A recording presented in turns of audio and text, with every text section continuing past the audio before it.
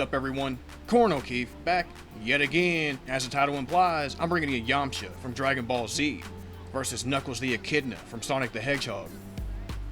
And a quick note before I get started, I will be using Yamcha from the original Dragon Ball Z anime, and I will mainly be using modern video game Knuckles. I will also only be using base Knuckles. So without further ado, let's get down to business.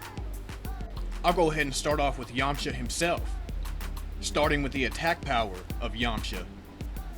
As we know, even in the Saiyan Saga, Yamcha demonstrated that he was powerful enough to go toe-to-toe with the Saiyan Saga Cybermen. Yes, technically, the Cybermen did kill Yamcha. However, this is due to Yamcha getting caught off guard, along with the Cybermen itself using a kamikaze attack. And as we know, self-destruction techniques or kamikaze attacks in Dragon Ball actually raise your level past its normal limit. And this doesn't change the fact that Yamcha was still able to go toe-to-toe with this Cyberman, damage him, and even beat him in a fight. This is impressive considering each Cyberman is confirmed to be equal to Goku's brother Raditz. Raditz, during his time in the series, was powerful enough to dominate Piccolo and Goku. Piccolo during that time showcased that he was powerful enough to casually obliterate the moon within a couple of seconds. And Goku being at least comparable, if not a little stronger, than this same Piccolo. Keep in mind, Piccolo being able to obliterate the moon like he did within a couple of seconds is actually much more impressive than it appears, as it's actually been calculated to require a little over 13 yotatons of TNT, which is essentially enough TNT to destroy a large planet. And yet, Raditz was able to dominate Piccolo and Goku, and here we have Saiyan Saga Yamcha being able to defeat a Cyberman who is literally equal to Goku's brother Raditz. Moving on, after getting killed by a kamikaze attack, Yamcha would go on to train on King Kai's planet, and he would eventually find himself fighting Ginyu Force member Recoome. Yamcha not only damaged Recoome, but ultimately took him down in combat as well. This is the same Recoome who previously dominated Vegeta on planet Namek. Vegeta during this point on planet Namek being stronger than he was on Earth during the Saiyan Saga. And back on Earth during the Saiyan Saga, we know Vegeta was actually more powerful than his dad, aka King Vegeta. The same King Vegeta who waved his hand and casually obliterated a planet with 2 planetoids, which has been calculated to require around 1.6 tenatons of TNT, which is enough TNT to destroy a dwarf star. And a link to that calculation will be in the description below if you're interested in checking it out. Yamcha being able to defeat Recoome would easily put Yamcha around the dwarf star ranges in terms of his attack power. However, Yamcha's best feat in the anime has to be during the Buu Saga, when he was training on the Grand Kai planet. You see, Yamcha, while training on the Grand Kai planet, ended up essentially embarrassing Olibu. Now, why is this impressive? Well, Olibu is powerful enough to damage Pikkon and give him a good fight. You know, the same Pikkon who casually one-shot Super Perfect Cell with no difficulty.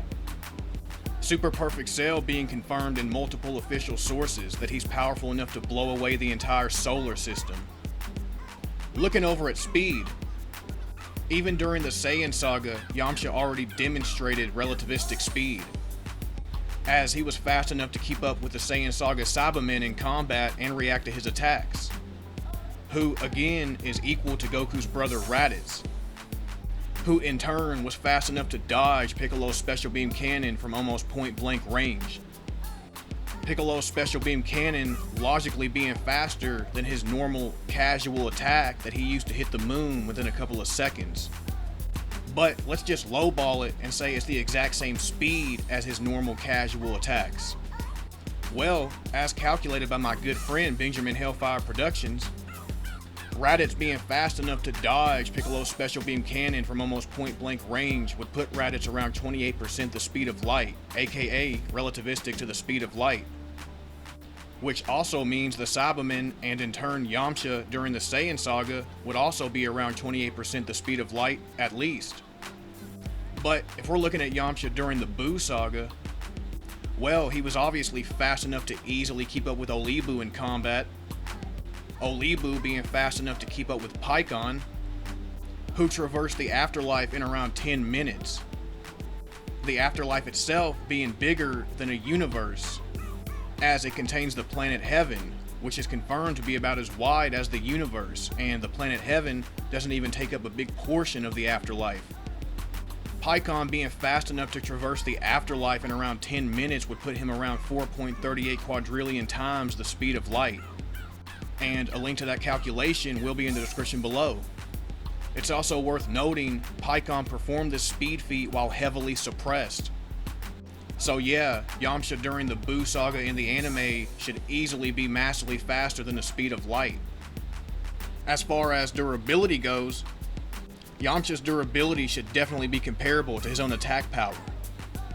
Seeing as he's able to trade blows with characters who have comparable attack power to himself, and endure their attacks. And of course, the force that you can exert is also the force that you can usually tank. And now it's time to move on down the line and discuss Knuckles.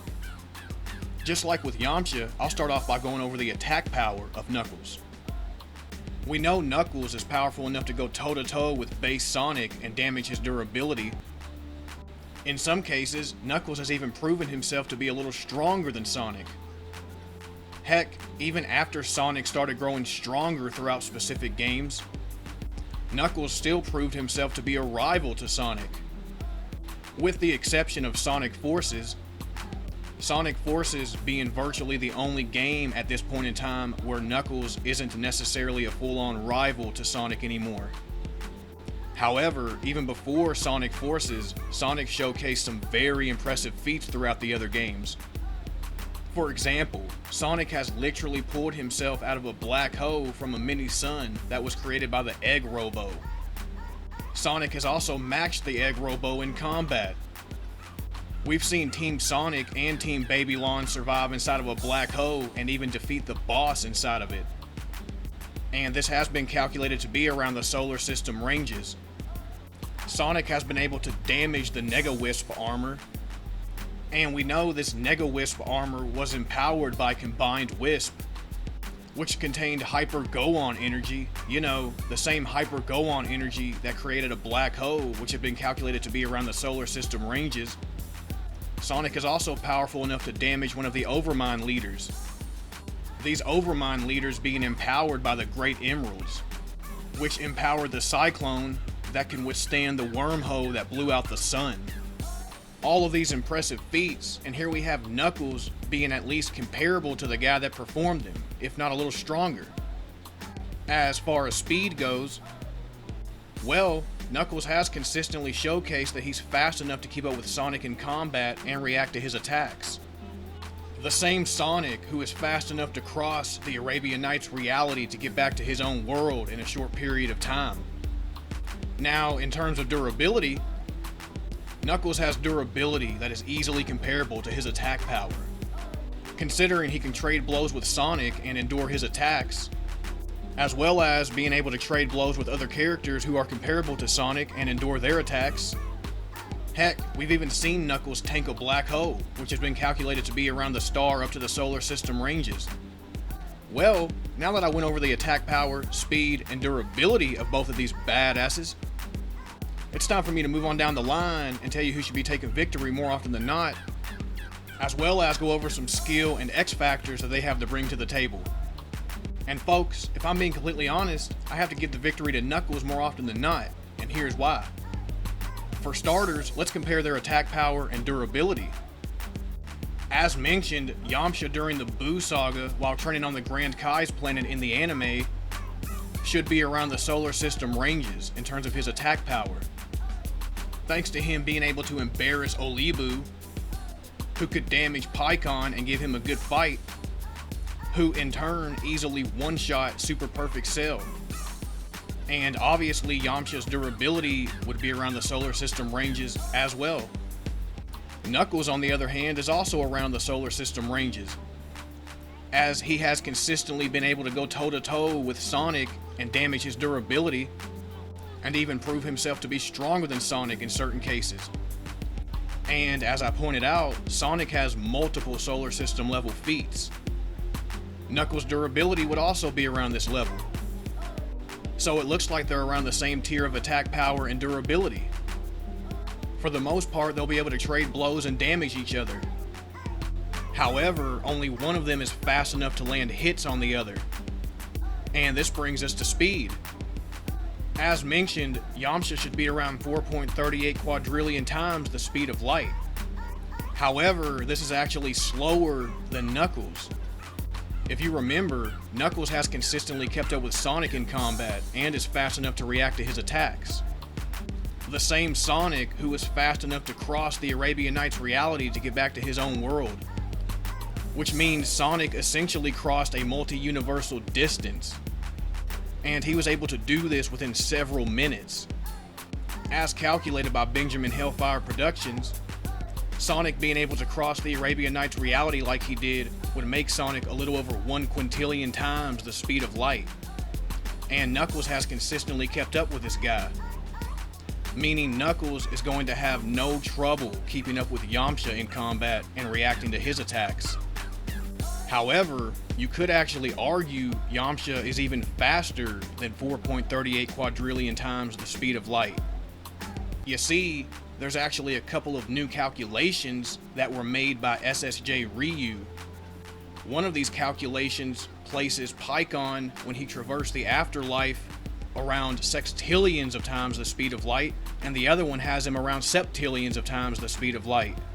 And a link to his calculations will be in the description below if you want to check them out for yourselves. But if we're being nice to Yamcha like this, then we can show Knuckles the same generosity. As you can actually argue that Knuckles is a much higher degree of speed. As I mentioned in my How Strong is Base Form Sonic the Hedgehog video, Base Form Sonic has actually demonstrated immeasurable speed feats, such as being fast enough to accelerate through time, running so fast he literally made time start moving again, and of course being able to avoid attacks from the Time Eater, who is fast enough to move through time. And Knuckles would obviously scale to this level of speed considering he has consistently kept up with Sonic. So any way we slice it, Knuckles would be faster than Yamcha. Which means Knuckles is going to be able to land plenty of hits on Yamcha, and at the same time easily avoid his attacks. But what about skill? I mean, Yamcha is a very skilled martial artist.